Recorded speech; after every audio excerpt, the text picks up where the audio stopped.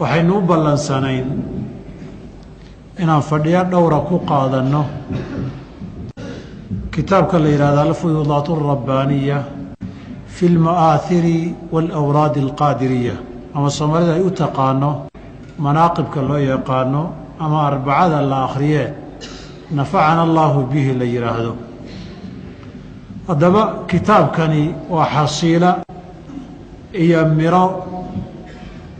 camal iyo madaahib muddo dheer soo socotay. saas darteed baa waxaa ii muuqatay inay lama huraan tahay anoon hoos ugu dheeraanin in fikirka uu xambaarsan yahay ee la yidhahda fikriga suufiga ama tasawufka la yidhaahdo aan si kooban masaa'il dhowra uga dul maro in shaa allahu tacaala. waxaan rabaa laakiin inaan idhaahdo intaanan mowduucayga hoos u gelin dhowr arrimood inaan ku baraarujiyo dadka. marka koowaad mowduuc iyo kitaabka aan ka hadlayna hadafka iyo ujeeddadu ma aha qofna in wax loo dhimo ma aha ujeeddada iyo hadafku. hadafka iyo ujeeddadu waxaa weeye in wixii xaq iyo sharciga la caddeeyo, wixii kitaabka iyo sunnadu yidhaahdeen la qeexo, wixii qaladee khilaafsanna farta lagu fiiqo. qof shaksi oo gaarana ulama jeedno, koox gaarana ulama jeedno. waxaan ka hadlaynaa fikir iyo mabda iyo madhab iyo dariiq la maray oo usuul iyo muctaqadaad leh. usuushiiyo muctaqadaadkiina kitaabkan aan ka hadlaynaayo waa kitaab ka mida ususteedii innaga mujtamac ahaan marka la yidhaahdo, laakiin qof shaksi oo hebeloon ula jeednana ma laha, koox gaaroo meel hebla joogtana ujeeddadu ma aha. asalkuna laga yaabo qofku inuu dhibsada xaqa caddayntiisa oo ambiyadaba marka la soo diray towxiidka markay caddaynayaan inbaa dhibsanaysa oo u arkaysay towxiidka la caddaynaya inuu iyaga waxyeello ku yahay. in markii la yidhaahdo ilaahay keliya caabuda aabbayowgooda asnaam caabudi jiray la caayay u arki jiray. taasi waa qadiyad kale, laakiin waxa aan ka hadlaynaay qolyo xero gaara joogana maaha, qolyo magac gaara lehna maaha. waxaan ka hadlaynaa kitaab iyo fikir iyo mabda uu xambaarsan yahay oo aanu keligii ku hayn. saas darteed aan loo qaadanin qof gaara in loo jeedo. ninbaa waxau dhihi jiray, waxaa la yidhaahdaa iyaaka acnii wasmacii yaa jaara. anoo adaan kula hadlayaa hadalkaygana qof kale u socdaa. macnaheedu waxaa markaasoo kale looga jeedaa anuu haddaan adiga kugu halqabsado adiga ujeeddadaydu ma ahane eraygaygiiya waxaan ka hadlayo cidday taabanaysoo dhan baan waxaan kala hadlayaa. sharcigeennuna asaas waxaa u ah annusxu fi ddiini. xadiidkii tamiimi daarina waa taqaanaan. nabigu calayhi salaatu wasalaam uu adigu dhiirigeliyey addiinu nasiixa, addiinu nasiixa, addiinu nasiixa. diintu waa in xaqa la ysu sheego, xumahana la yska reebo, si daacadnimo ana wax la ysugu sheego. yay u tahay haddii la yidhiina allahna nasiixiya daacad bay u tahayoo xaqiis iyaan cid kale laga siin, waxaanu ahayna yaan lagu sheegin weeye. cibaadadii iyo xaqu addoommada ku lahaana isaga ha u gutaan oo keligii ha caabudaan. rasuulkana nasiixay diintu u tahayoo risaaladiisana ha la rumeeyo, dariiqiisana ha la raaco, sharcigiisina ha lagu dhaqmo weeye. madaxda muslimiintaana waxay u tahay nasiixo, wixii dulmigana way ka reebtaa, dadkana waxay amartaa xaqooda iyo daacadooda in la ilaaliyo. caamatulmuslimiina nasiixay u tahay oo xaqoodana way bartaa, xumahana way uga digtaa. saa darteed diinta islaamku addiinu nasiixa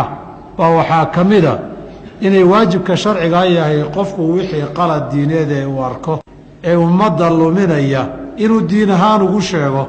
dad iyo magacyadood in la caayo hebel tuug buu ahaa la yidhaahdase meesha kuma jirto.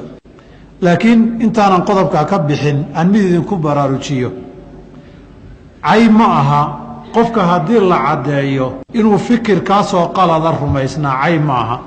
waa caddaynaya nasiixa. isagii hadduu nool yahayna nasiixay u tahay, haddii uu tegeyna ciddii warkii daba taagan bay nasiixo u tahay. cay waxaa la yidhaahdaa tuug buu ahaa iyo khaayin buu ahaa iyo meeluu ordi jiray iyo kabacadduu ahaa iyo waxaasaa caytan la yidhaahdaa. caytan ma aha in qofka inuu qaldan yahay la sheego. qur-aankuna ilaahi subxaana wa tacaala in badan oo dad qaldan inuu ka sheekeeyey waa ogtihiin. qodobka intaadan kaga baxo, qodobka labaad aan raba inaan caddeeyo waxaa weeye waxa aan ka hadli doono ashkhaas ma xukumayo, koox iyo daa'ifo mucayan ana ma xukumaya gaal iyo muslim waxay yihiin. waxaan xukumayaa erayada iyo aqwaasha iyo mabaadi'da iyo caqaa'idka iyo ariiqada iyo qaabka wax loo jideeyey baan qaladkeeda caddaynaya, diinta islaamku waxay ka qabtana sheegayaa. laakiin anigu dadka fikirka rumaysani ama ku dhaqmayay waxaa laga yaabaa inay ilaahay agtiisa cudurdaar ku leeyihiinoo ashkhaas iyo acyaan anu ma xukumayo. shariicadeennana waa taqaanaan caqiidada ahlusunna waljamaaca inay tahay in la kala qaado qowlka iyo qaa'ilka, erayga iyo ninka. eraygu isagoo qalada buu qofku cudurdaar yeelan karaa, falka iyo cidda samaysayna way kala bixi karaanoo qofku inuu xumo sameeya laakiin aanu ogeyn baa dhici karta. saas darteed xumihii waa xumo, isaga laakiin xukunkeedii inuusan qaadan baa dhici karta cudurdaar leeyahay. walidaalika waxa aan ka sheekayn doono ama aan ka hadli doono kulamadeenna iyo fadhiyada dhowrka habeen ee soo socdaay, ha u qaadaninayaan la moodin inaan anigu xukumayo koox kasta ama kitaabkaa wadata ama fikirkaa rumaysan. laakiin waxaan xukumayaa kitaabka laftiisa iyo fikirka laftiisa, erayga iyo ficilkaan xukumayaa. saas darteed ba waxaad i xasuusinaya nabiga calayh isalaatu wasalaam niman saxaabo ah ku yidhi geedkan geedaan barakaysan nooga dhig si ay gaaladu geeday barakaystaan u leeyihiin. iyagii kuma dhihin gaalaad tihiin, laakiin wuxuu yidhi ereygiinna waa ereygii reer bani israa'iil oo kale, ijcal lanaa ilaahan kamaa lahum aaliha. laakiin idinka jaahiliin baati innakum qowmun tajhaluun, walakinakum qowmun tajhaluun. ereygiinnu wuxuu ka dhigan yahay kii reer bani israa'iil, ilaah noo samee kala wey. ilaah kale noo samee xukunkooda muxuu yahay? waa erey kufri oo kelimatu kufrina wey. laakiin iyagii maadaama ay cudurdaar jahli lahaayeen, iyagii gaalaad tihiin ma dhihin. min haadalbaabi markaan idhaahda mabda'aasi waa khalad, waxaa meeshaa ku qoranna waa kufri, idinma dhihin. qolyaha qaadqaada ama waxaan akhriyaa gaala idinma dhihin. arrintaa yaanay idiin hoosgelin, warkaygana yaan saa loo qaadanin. qowlka iyo ficilkaan xukumayaaye qaa'ilka iyo faacilka ma xukumayo. taasi qofkii tacyiin marka la soo gaaro, xaqii marka loo caddeeyee qofka xujada lagu oogo baa xugun shaksi ah la saaraa. qadiyadda saddexaad aan ku baraarujinayo waxaa weeye in baatilka la caddeeyo, xaqana la qeexo, oo wixii baatil iyo qaldan la radiyo. waa min usuuli shariica oo kitaabka iyo sunnadu ay isku raaceen wey. dhammaan kitaabka aayaatu tawxiidka shirkiga ka nahyinaysa ee asnaamta iyo xumahooda sheegaysay waxba inaanay tari karin, waa baatil bay radiyeysaa. qabaa'il taagnaa, dawaa'if taagnaa, mabaadi' jiray iyo caqaa'id jiray bay baatilnimadooda caddaynaysaa. walidaalika in wixii baatil ah la caddeeyo, daliilkana la dul saaraay, waa usuulu shariicay ka mid tahay oo kitaabka iyo sunnadu isku raaceen. aadaab bay leedahay in la ilaaliyo u baahan. wax walbana xajmigiisii intuu ahaa inaan la buunbuunin baa shardiya. markii wixii laga hadlayo qofka waxaa laga doonayaa daacadnimiyo ilaahay dartiiya xaqa qeex inay ka tahay. aadaab baa jirta, laakiin waxaan rabaa inaan dadku isweydiinin ama aanay in badan isku wareerinin. waxaan baatilba ha ahaadee maxaa loo sheegsheegi oo looga hadlay? qur-aanku intaasoo shirkiya asnaam la caabudaya muxuu uga hadlay? qur-aanku intaasoo kooxood oo qaldanaa muxuu u soo qaatay? nabigu calay salaam intaasoo oo qaldamo oo wax ka khaldamay maxaynay wax ka qaldan yihiin u sheegay. hadday qadyadu tahay aduu waxaaga sheeg, laakiin dadka kale waxooda inuu qaldan yahay sheegin. haddii la yidhaahdo kiristan inuu khaldan yahay sheegi wey. oo qaadiyaaniyadan halkan bangaani agteeda ka dhisatay masaajidkee nebi maxamed nebi ka dambeeyey rumaysan, yaan waxooda laga hadlin wey. oo qoladii tiri cali abi aalib baa ilaahu uunka dhanba abuuray, way qaldan yihiin yaan la dhihin wey. oo hadda magaalada nairobi iyo islii hadduu nabi nin sheeganaya soo baxo adu taada ka hadaloo ninkan wuu qaldan yahay hadhihi wey taasina wax usuul shariicada iyo qawaacidda xaqa ka hor imanaya wey xaqu sidiisaba waa xaqa marka la qeexayo waxa baatilka ana farku fiiq buu mudan yahay saa darteed qadiyadda ah in baatilka la caddeeyo adilada sharcigana la dul saaro si xaqu dadka ugu caddaada baatilkana meesha uga baxo baa ilaahay u yidhi qul jaaa alxaqu wazahaqa albaailu ina albaaila kaana zahuuqa xaq meeshuu yimaado baail waa cararaa qadiyadda saddexaad afraad aan raba inaan ku baraarujiyo waxaa weeye halka waxaan doonayaa saddex qoloba inaan kelimad idhaahdo kelimad waxaan rabaa inaan dhaho culimmada sunnada iyo ducaadda xaqa iyo khayrka ereyna waxaan rabaa inaan idhaahdo ummadda iyo shacabka muslimiinta ahee soomaaliyeed ee waxa aan ka hadli doona lagu dhex baafiyey fariinta saddexaadna waxaan rabaa inaan u diro nimanka waxaan rumaysan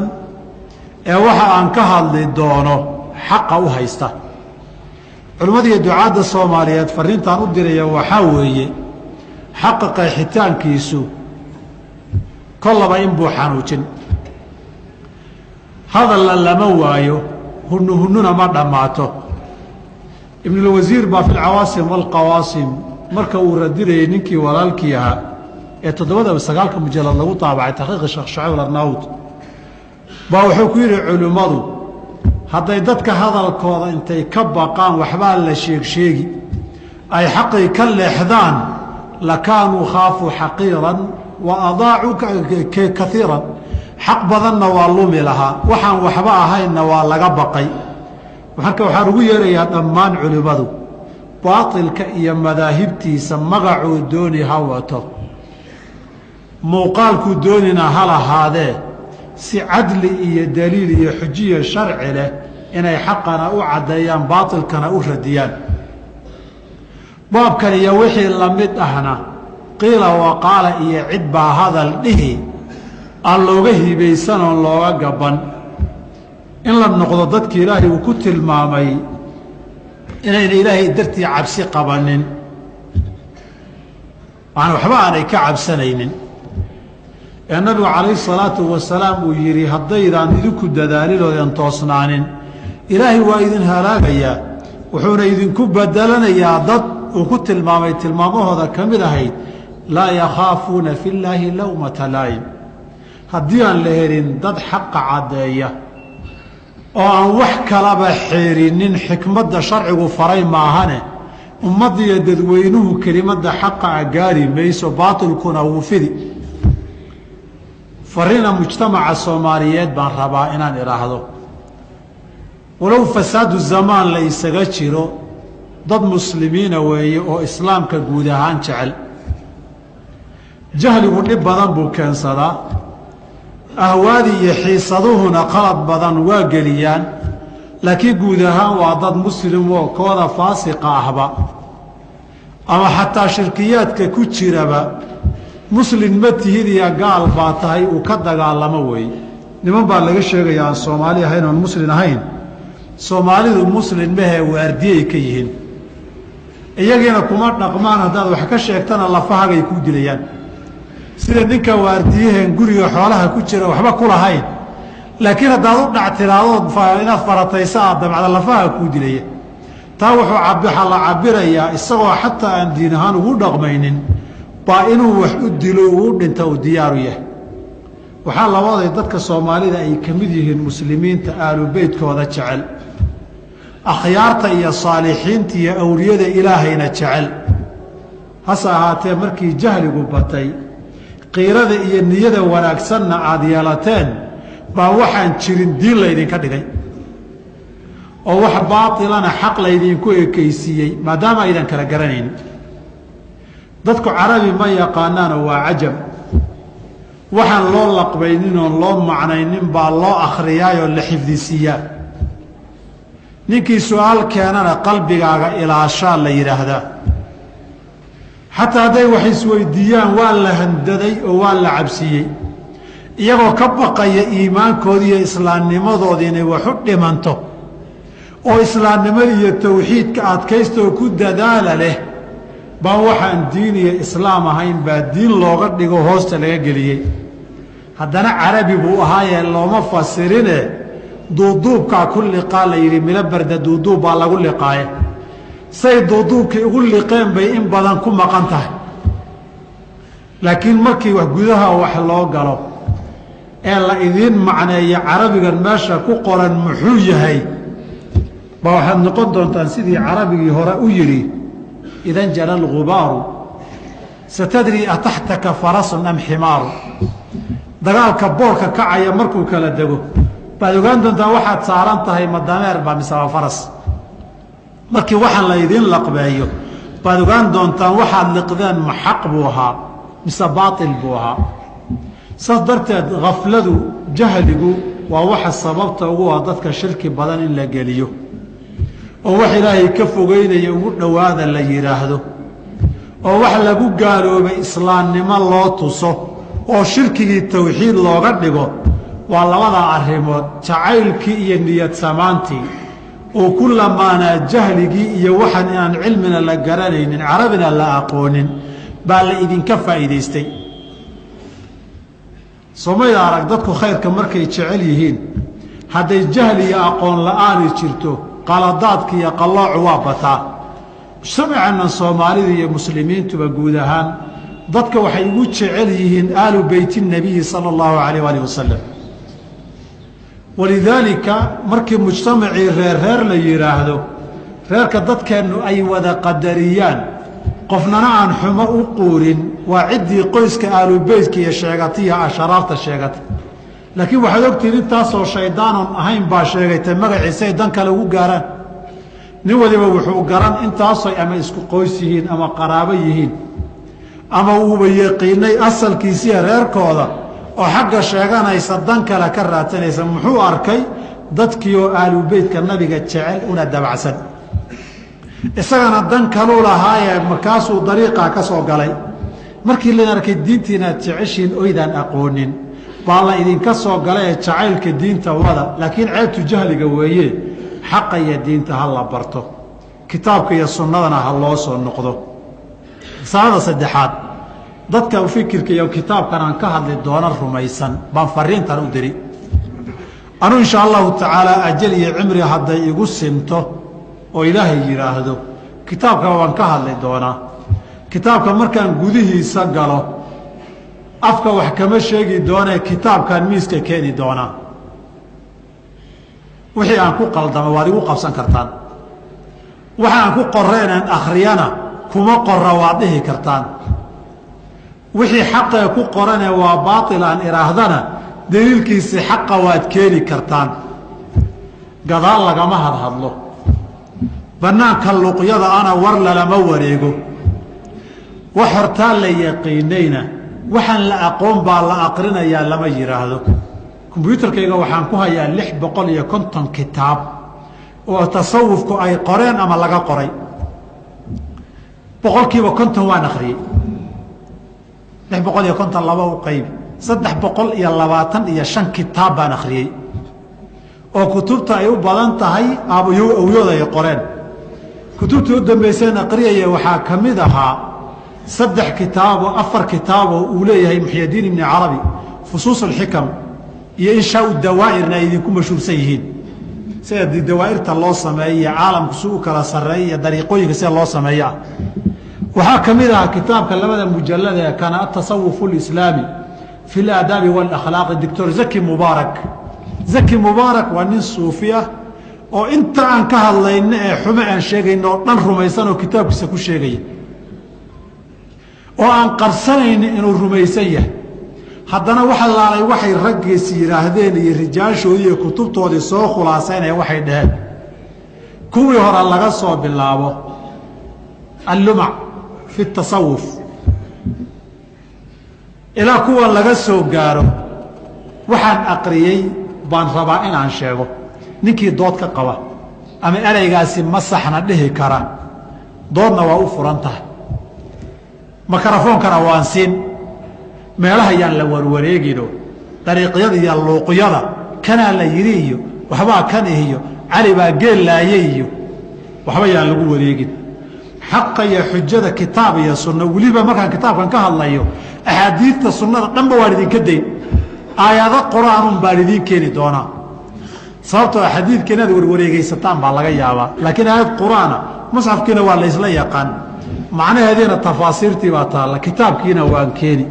waxaan rabaa fariintaa inaad iga gaarsiisaan hadhow wax la idiin soo caanateelay wax tari maaye intaad timaadaan oo duubataan ama cajalada qaadataan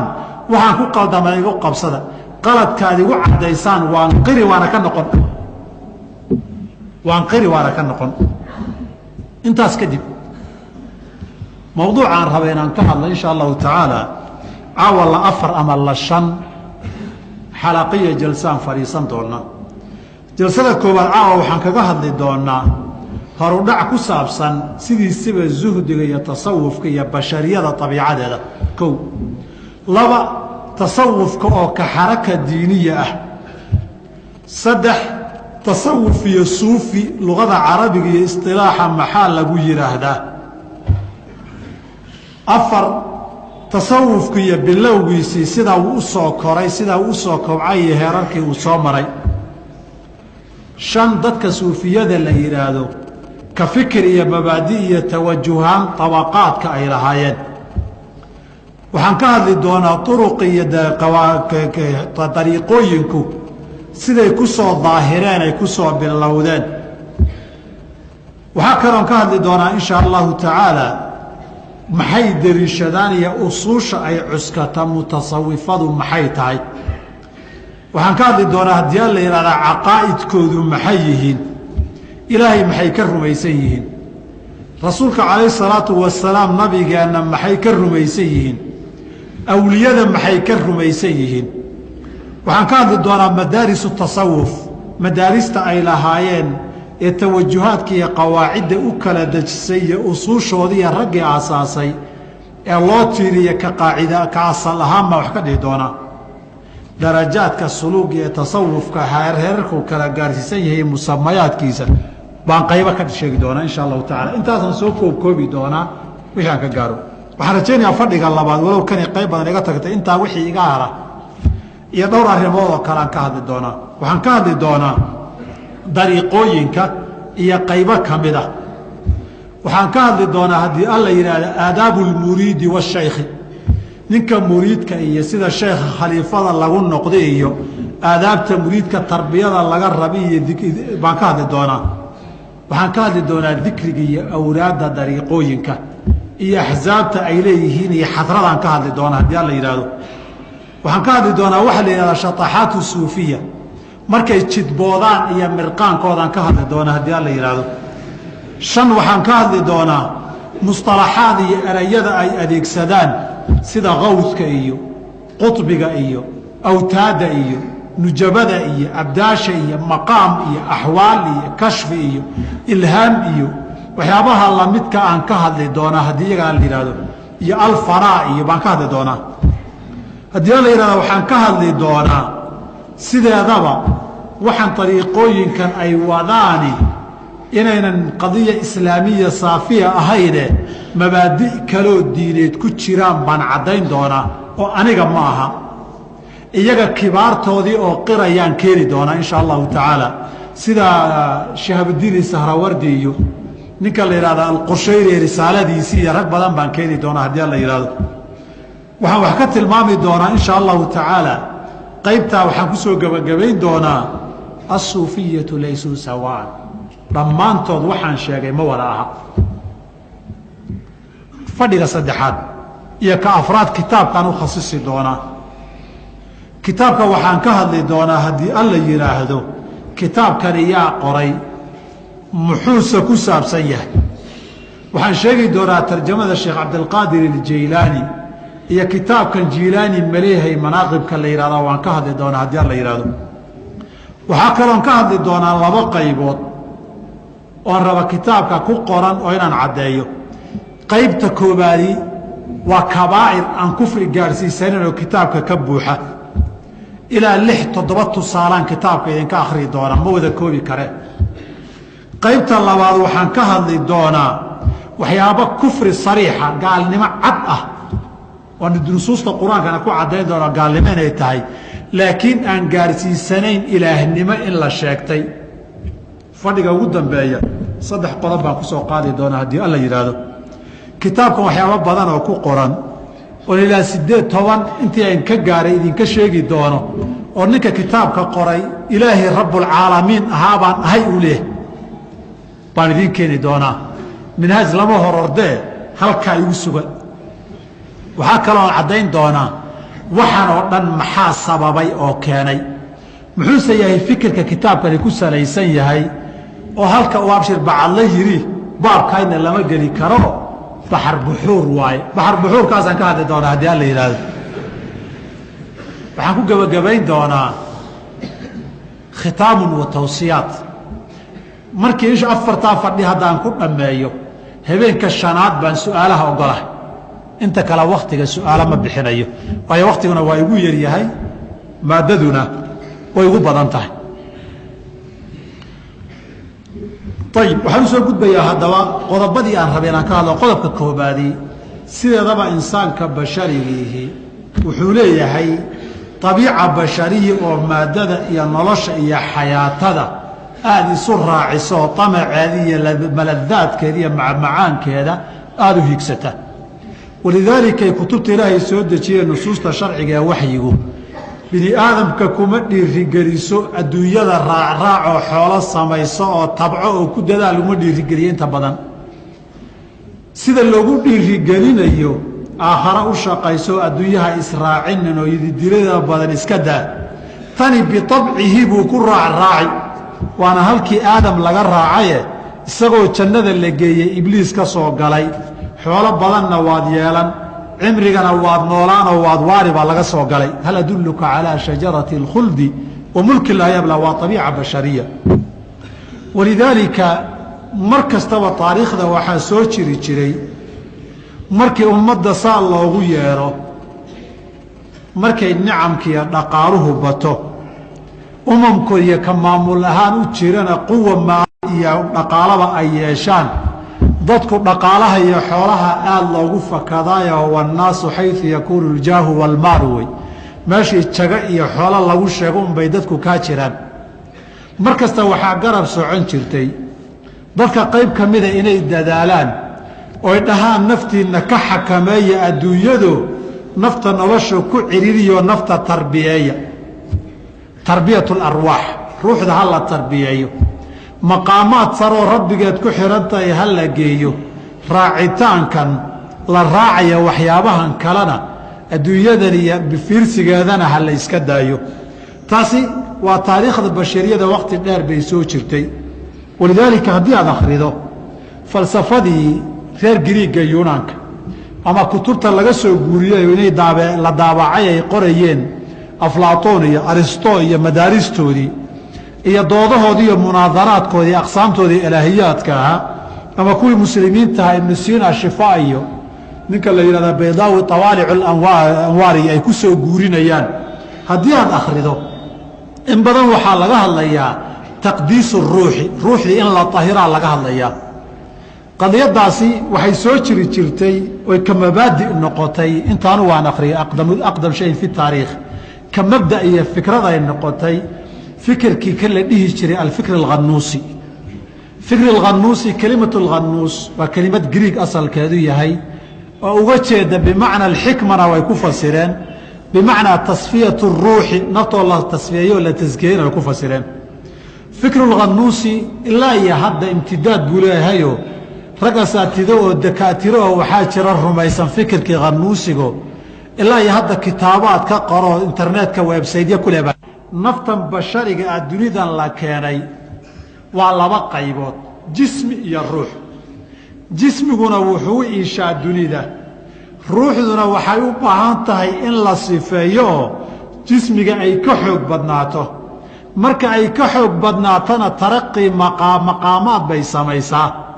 maqaamaadkaa waxaa lagu gaarsiiyaa mujaahadaad iyo riyaadiyaat waxa la yidhaahdo in naftii la tarbiyeeyo cuntada lagu yareeyo cabitaanka lagu yareeyo hurdada lagu yareeyo dadka laga gooyo duurka la geliyo mujaahadaadka iyo riyaadiyaadka lagu tarbiyeynaya taraqiga ruuxa waxay gaarsiinayaan iyagu ilaah ma rumaysnee sumuwigeeda iyo kornoqoshadeeda aflaagta sare inay la shaqaysay gaarsiinaysaa saa darteed jismiguna yakhludu ila alardi dhulku rabaa ruuxduna culuwi iyo samaa bay rabtaa naftu waxay ku adkaan kartaa jismigu wuxuu rabay in lala dagaalamo saa darteed naftii lagu tarbiyeeya gaajo iyo soo jeed badan oon iyo rafaad badan naftii in kibirka iyo wixii adduunyada mataamiceedahayd iyo xoolaha laga ilaaliyo haweenka iyo ilmaha laga ilaaliyo suuqa iyo magaalada laga ilaaliyo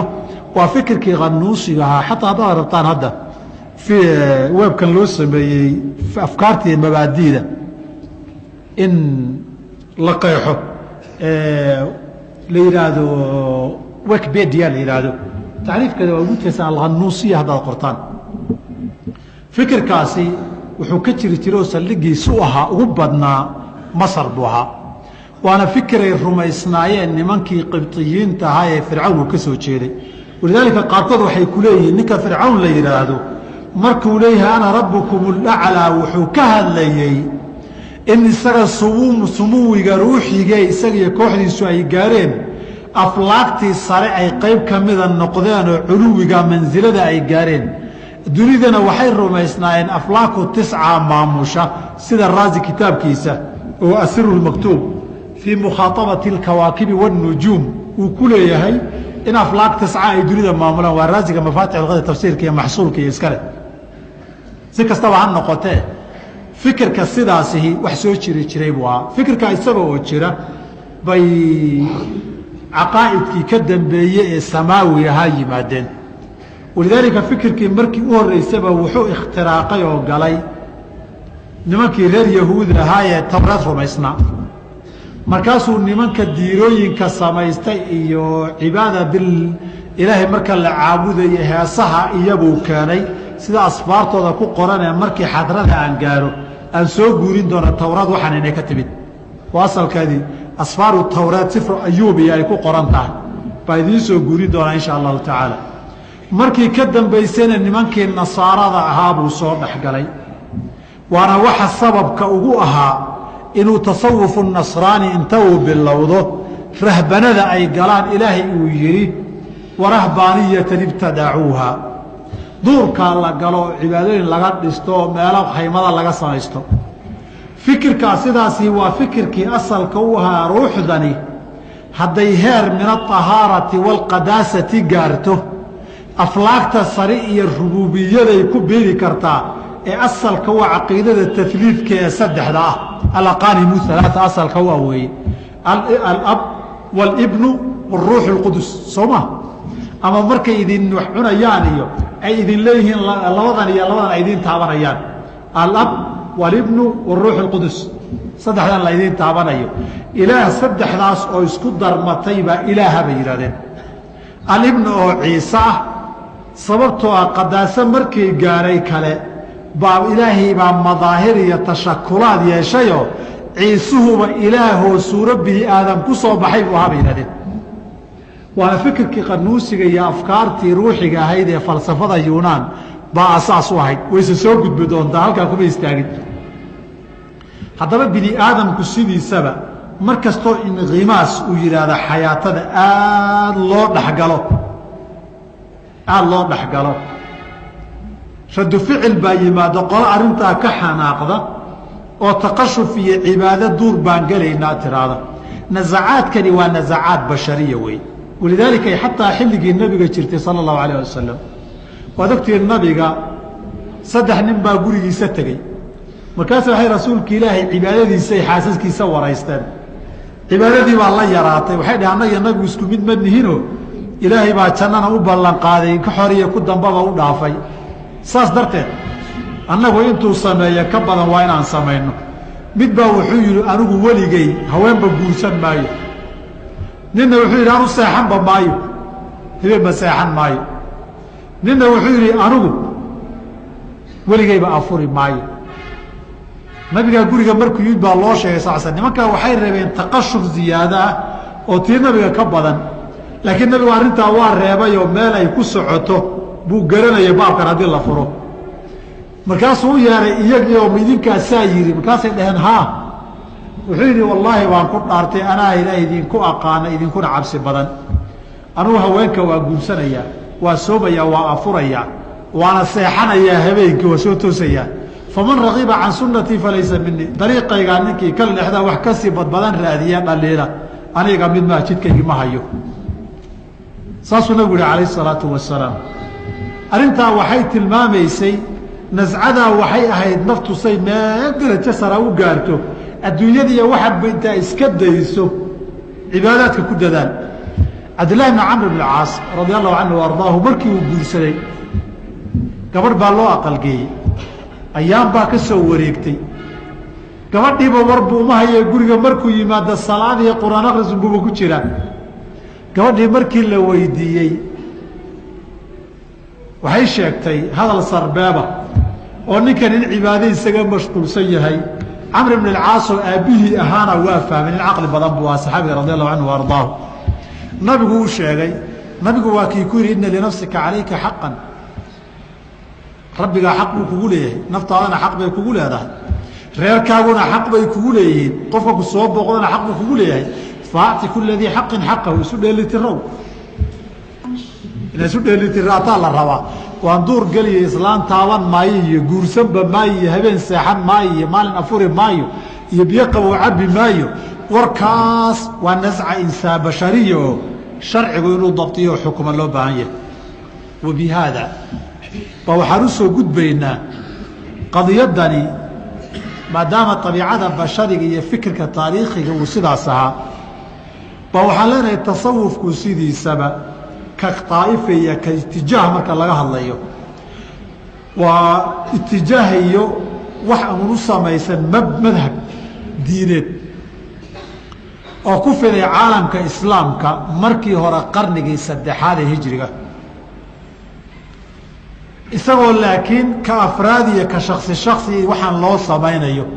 dhinacaana la isugu badinayo taqashuf iyo cibaadaad badan la gelayo iyagoo arkaya xilligaa muslimiintu aad inay u awood bateen xooluhuna bateen adduunyana aada loo raacay iyadoo afraaday ahayd baa markii hore qaarkood waxay la gaartay inay juhdigaa iyo cibaadaada badan ay samaynayaan baa qaarkood xaddul wasaawis bay gaartay calaamaadaan la aqoon jirin oo ah qur-aan markii la aqriyaa waan suuxi iyo sacqi iyo qaylo waawuu yidhi iyo aan la aqoon jirin baa bilaabatay kadib muddo kadib bay sii socotay ilaa ay kooxa iyo tawaa'if la yaqaano oo suufiya la yidhaahda noqdaan oo ujeeddadoodu ay tahay inay nafta tarbiyeeyaan mataanicda adduunkana ka sifeeyaan si ay ilaahay garashadiisa u gaaraan hase ahaatee marba mar weeye ninka wasaawistii shaydaanku hal mar ma bilaabato baadiyeyntiisu qoladii hore wuxuu markii hore gaarsiiyey saan dib ka tilmaami doono inaan cilmi aan loo baahnayn ee cibaado un la xoojiyoo la badiyo markii cibaadadii duurka uula baxay cilmi yaraanina ay timid ariiqa ilaahay lagu garanayo lagu toosnaanayo muxuu yahay marka cilmigii lama hayee waxaa soo baxay waxaa la yidhahdaa ariiqu lkashfi qalbigaaga inaad maantao dhan ilaahay uun ka fikirto ilaahay uun ismigiisa ku celceliso ilaa qalbigaaga ilaahay taacadiisa ku sharaxmo oo markaa qalbigaaga uu nuur baa geli la yidhaahdo oo markaa kadib la yidhaahdo qalbigaaga ilaahay subxaana wa tacaala si toosa awaamirta uga qaadan oo adigu haddaad wax kale sheegayso inamaa tarwuuna cilmakum ta'khuduuna cilmakum mayitan can mayitin sheekh hebel baa ii sheegay sheekh hebel wax dhintay soo maaha wa inamaa xadaanii qalbii can rabbi halkaas waa la isa soo galay meeshii cilmiga laga qaadanaya kitaabka iyo sunnadii intii leexasho bilaabatay baa kashfi iyo ilhaam baa bilaabatay waxa la yidhahda dib baan uga hadli doonaa muddo markay soo socotay ariiqii shariicada raacitaankeedii ka leexashaa bilaabatay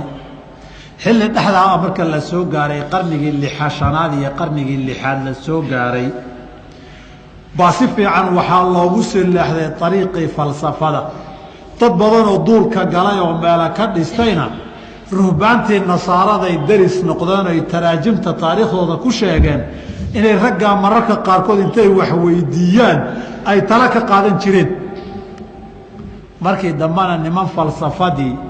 iyo fikirkii qanuusigahaa akhristay oo luqadii faraacinada yaqiinay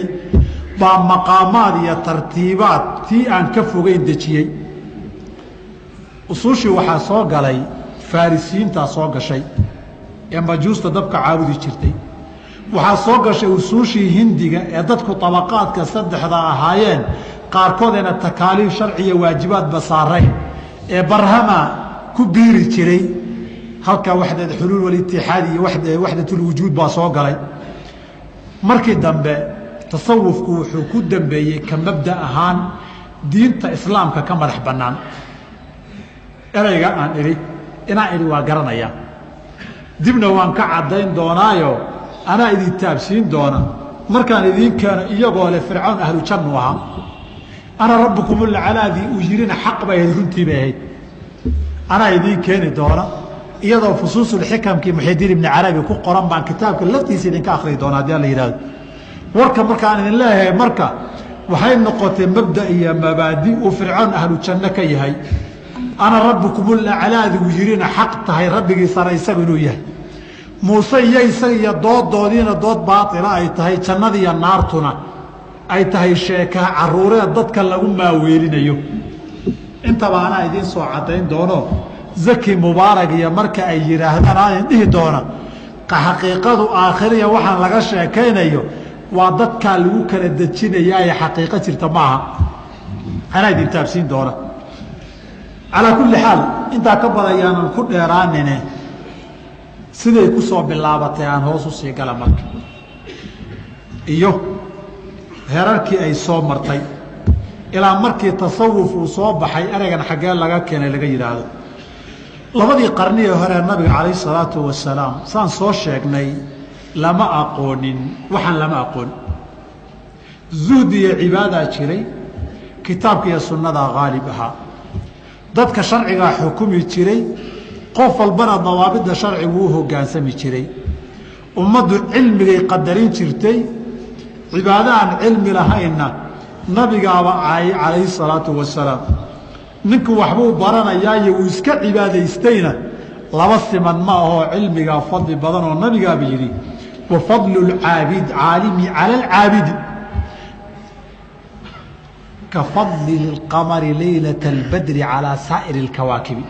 dayax 14 jooga iyo xidigaha kale ma isku midba? saasay u kala qiimo badan yihiin nin diinta yaqaaniyo nimaan aqoono waan cibaadaysan leh. laba laasima maaha. kii liitay baa rag doorteen. dadka magacyaa la lahaan jiray muslimiin iyo mu'miniin iyo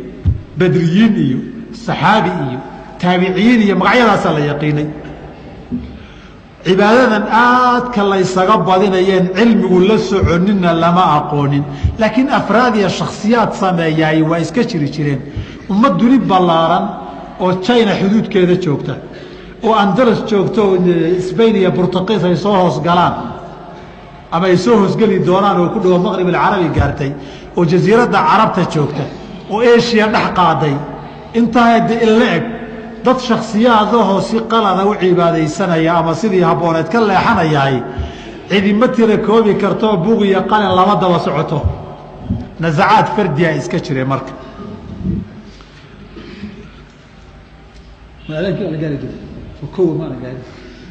qodiyaadka nasacaadka fardiga ee jiray waxaa ka mid ahaa kuufa xilligii cabdillahi ibn mascuud buu noolaa radia allahu canhu wa ardaahu. waa kay qolo meel isugu timid oo intay fadhiisteen wax tirinayo subxaan allah buu la yimid markaasay subxaan allah subxaan allah subxaan allah subxaan allah subxaan allah ka daba yidhahdaan. alxamdu lilah alxamdu lilah alxamdu lilah alxamdu lilah alxamdu lilah allahu akbar allahu akbar allah laga daba akriyaa. in saxaabada xudayfa soo maro wuxuu yidhi niyahu waxaan maanta arkay ama baadi baa bilaabatay ama waxay tahay garan maayo. ibn mascuud baa soo baxay sida daarimi iyo sunankiisa ay ku wariyaan sanad saxiixa. markuu arkay wuxuu yidhi nimayo laba mid weeye, inaad baadi afurteen iyo ilaa hanuunay maxamed iyo saxaabadiisii diinay garan waayeen in idinka laydinku soo dejiyo xaqay garan waayeen aad garataan waxaan baadi weeye wuu kala ceyriyey maalinkii dambe haddana waxaa loo soo sheegay nasacaadka fardiga mucaadid ibnu yaziid alcijri nin la yidhaahdo baa koox kaxaystay wuxuu yihi adduunyadan laba raaceen cibaadaysan oo isaga dhexbaxno meel kuufo korkeeda ah buuray guri ka dhisteen halkaasaan ku cibaadaysanayna jumcaya jamaacana la iman maayo halkaasaa duurkaa la geli meel manaarata raahibi mutabatilintii ay lahaayeen ibnulqays uu lahaa oo kaleeto wey ibn mascuud baa loo sheegay uu ka daba tego uu kala cayriyey bidca iyo baail baad furaysaan buu yihi khaainiya iyaga wax sameeye xumaan sameeye isma leh walidaalika waxay ku yidhahdeen kuwii dikriga jamaacigaa samaynayey maa aradnaa ila alkhayr wa khayru baa waan rabnaaye markaasuu wuxuu yihi kelimada mashhuurka kam min muriidin lilkhayri laa yudriku imisaa khayr doon oon dariiqiisii haynin bu khayrka iska doon meehe dariiq buu leeyahay haddaba waxaa soo bilaabatay taasi waxaa bilaabatay qarnigii labaad ee taabiciinta qarnigii labaad saxaabadiina afraad yar yara ka hareen baa waxaa bilaabatay raggii taabiciinta ah qaybo ka midihi inay zuhdi iyo cibaadaan u go-aynaayo anu adduunyada waan isaga dhexbixi baa bilaabatay waa tii nabigu la dagaalay ala slam saxaabaduna ay la dagaalami jireen laakiin cilmigii baa sii yaraaday asbaab baa jirtay oo dagaallaa muslimiinta dhex maray dhiig badan oo daahira oo xaaraana la daadiyey dadkii xoolihii adduunyadii bay aada ugu mashquuleen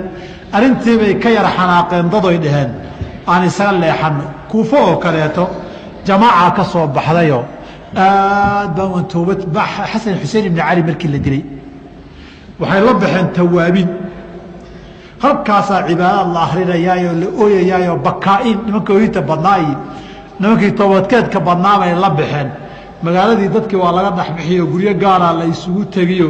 waxaabaa la akrinayo waa la ooyiyo waa la iswacdinayo ilintaa qubani laakiin waxaan wax jiri jiray maaha wax bilowday wey sidoo kaleeto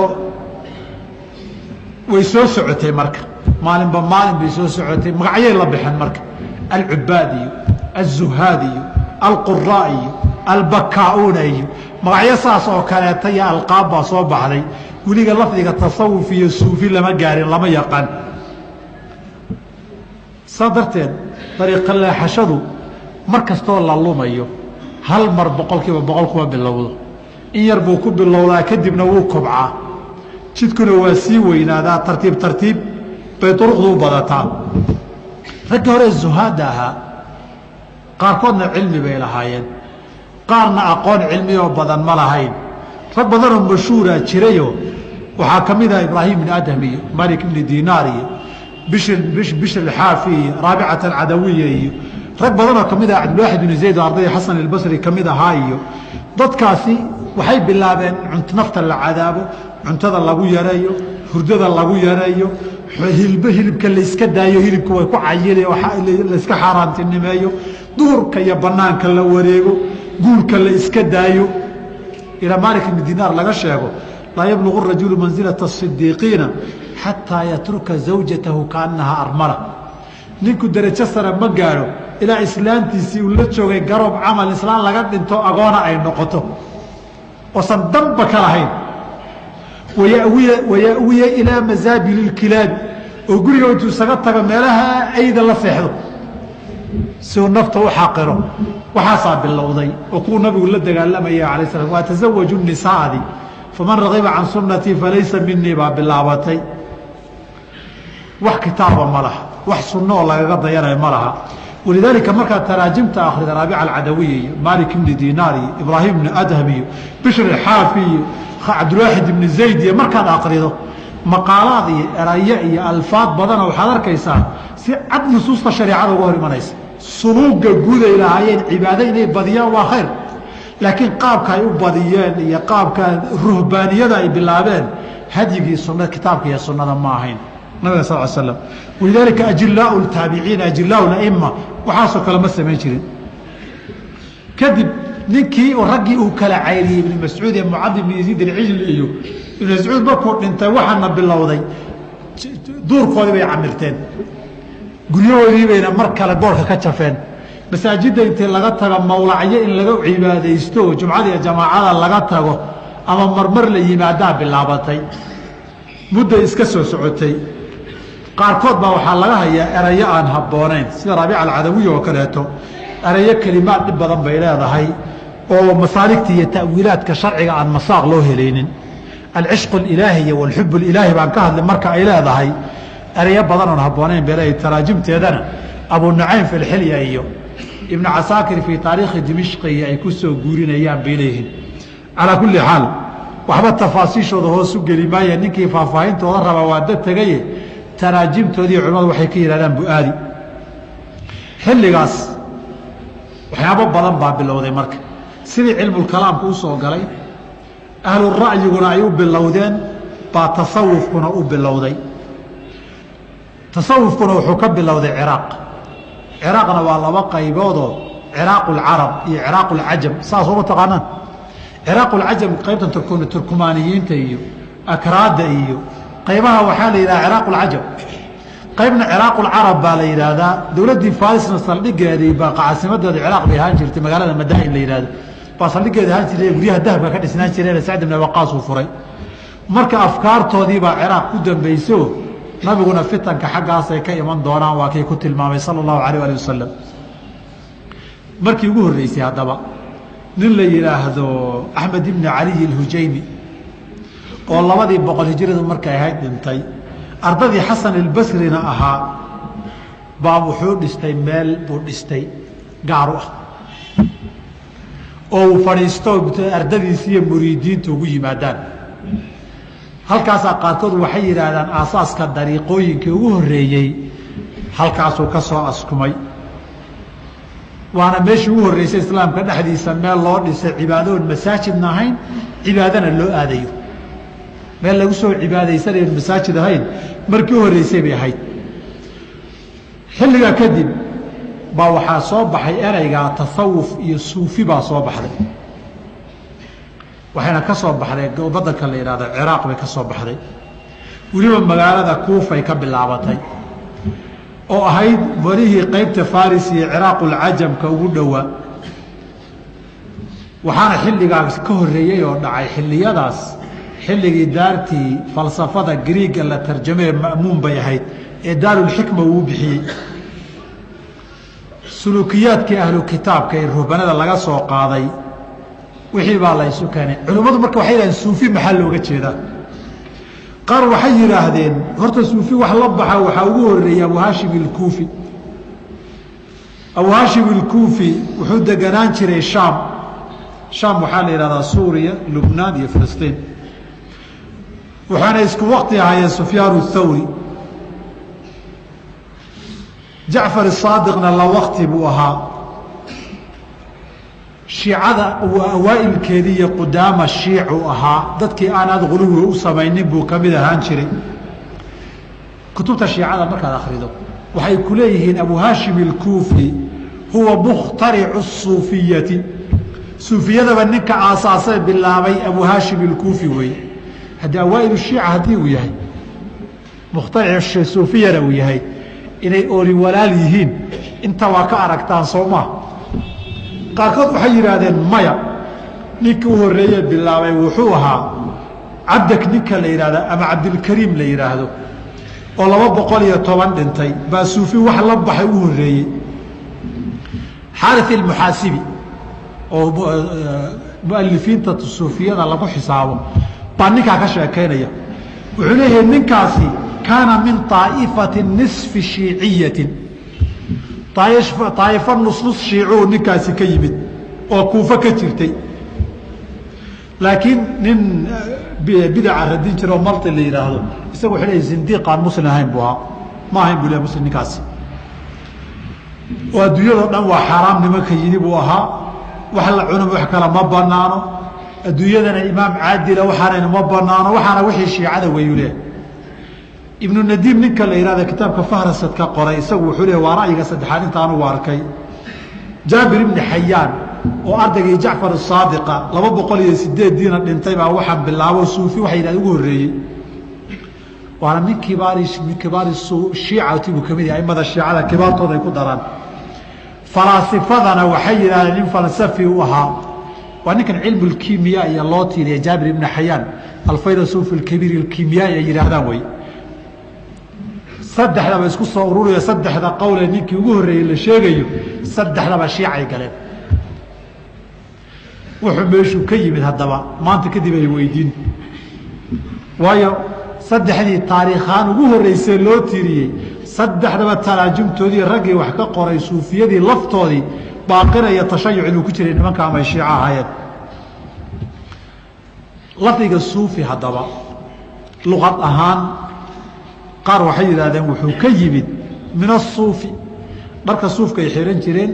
nolosha adag ee la dooranayay ka mid ahay dhar jirjiricsanoo wanaagsan ma rabnay ahayd nolosha adduunka o dhan baan isku ciriiriyeynaabay ahayd min lubsi suufi dharkaa suufkeeleh suufkana waxaa la yidhahdaa suufkaa taqaanaan ma aha suufku waa dhogorta xoolaha dharka dhogorta xoolaha ka samaysan baa la xihan jiray kan suufka ha u naqaan innaga carabiga qutni baa lagu yidhaahdaa carabiga asuuf min aswaafihaa wa awbaariha xoolaha dhogortooda samayd arag man laa qaamuusa man laysa lahu qaamuusun falqur'aanu qaamuusuudhi qur'aan ka doondoon asuufu bisaadi walwaawi walfaa'i waxaa la yidhahdaa dhogorta xoolaha dhogorta xoolahana markaad waxoogay ku dhidido waad shiiri adduunyadanba inaan isnacsiinoonaan kibrin baan rabnaayoo waxaa liitaan xiranaynaa bay dhihi jireen saasaa suufiya loogu bixiyey qolana waxay yidhaahdeen saas ma ahee ereyga soof uu ka yimid oo kelimad gariiga oo bimacna alxikma ugu jeeda sababtoo ah dhinacaa gariig iyo dhinacyadii xiguu marka hore aada ugu faafay bay leeyihin si kastaba ha noqotee qaar waxay leeyihin min asafaa safaau lquluub buu ka yimid walow qushayri fii risaalatihi arrintaa uu diidayo oo min mualifii asuufiyati ah waxaas waxba kama jiru leeyahy qolana waxay leeyihiin min ahli sufati buu ka yimido ahlu sufihii masaajidka qaybta dama masaakiintii meelay seexdaan waayana loo dhisay baa asal noo ah bay leeyihin iyagu markay warramayaan haddaba suufiyadu abaqaadkooda haddaan usoo gudbo saddex abaqaa la dhihi karaa asaas bay u ahaayeen waa idin sheego waraaqaha su-aalaha soo qorinayna saddex abaqo abaqada koobaadii dad waxay ahayn cibaado badan dawaabita kitaabka iyo sunnadana aan ka bixin walow zuhdigii tiro badnaa xaddulwasaawis qaarkood uu gaarsiiyey adduunyadoo dhan baan ka leexanay naadooduna ayna nahjigii nabiga ahayn calayhi salaatu wasalaam laakiin haddana dadka cibaadaysto cibaado gaar ugu baxo ay ka dhab tahay sida daahirka ka muuqata cibaadadoodu aanan muujisanin oo daahirkoodu kitaabka iyo sunnada wax si cad nusuusta uga hor imanaya aan samayn laakiin nahjiga iyo qaabkay u qaateen inxiraaf ku jiro intay ka badbadiyeen guluwii ku sameeyey bay ahaayeen haalibkoodana waxay u badnaayeen abaqadaasi dad caqiidadoodu toosan tahay ereyadooda waxaa u badan kitaabka iyo sunnada iyo manhajkii salafka in la laasimo qaarkood sida abulqaasim aljunayd iyo qaar lamida erayo aan habboonaynba ha ku hadlaan mararka qaarkoode raggaasi